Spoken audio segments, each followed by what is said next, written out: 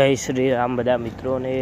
આજે તો આપણે નીકળી ગયા હતા બ્લેક પેન્થર લઈને। જોઈ શકતા હશો ભાઈનું, કેમ કે સર્વિસમાં મૂકવા જવાનું હતું એટલા માટે પછી આપણે સર્વિસમાં મૂકીને બેસી ગયા છીએ રિક્ષામાં ઘરે જવા માટે।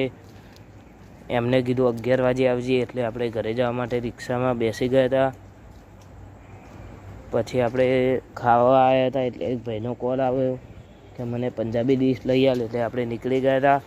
મોટેરા જવાનું છે પંજાબી ડીશ લેવાય, ભાઈની વાત કરી છે હોટલમાં, એટલા માટે આપણે જઈ રહ્યા છીએ મોટેરા। ફાઇનલી ડીશ લઈને નીકળી ગયા હતા ઘર તરફ, કેમ કે છાશ લેતું જવાનું હતું એટલે હજુ ડેરી પણ જવાનું છે।